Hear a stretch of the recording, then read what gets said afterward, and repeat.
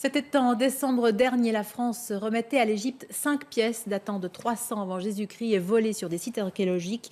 Depuis la Révolution, les pillages d'antiquités sont légion en Égypte et ces objets se retrouvent un peu partout dans le monde. Reportage au Caire signé Marion Touboul. La nécropole de Darchour, au sud du Caire, est son nouveau cimetière creusé illégalement par les habitants des environs. L'occasion pour eux de fouiller ce site protégé par l'UNESCO et rempli d'objets datant du Moyen Empire. Un cauchemar pour ces deux guides touristiques de Darchour qui voient depuis 3 ans leur patrimoine s'envoler. Avec la Révolution, les habitants se sont retrouvés sans travail. Alors, ils ont commencé à creuser ici. Personne n'empêche ce trafic. Quand la police et l'armée viennent, elles arrêtent parfois des gens, mais la plupart du temps, elles laissent faire. Impossible d'approcher le cimetière, mais Reda a réussi à collecter ses photos. On y voit des trous, parfois des galeries creusées au bulldozer.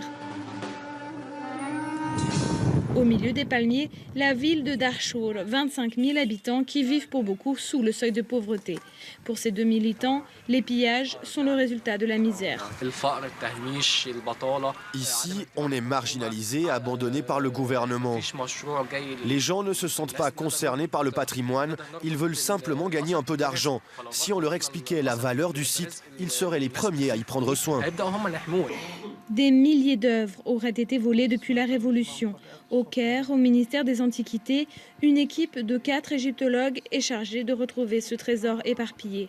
À leur disposition, un seul outil, Internet, avec lequel ils parcourent les catalogues de salles de vente du monde entier. On ne fait pas d'autoconfiance aux salles de vente parce que normalement les salles de vente disent qu'on fait attention à chaque objet qu'on achète ou chaque objet qu'on va le montrer.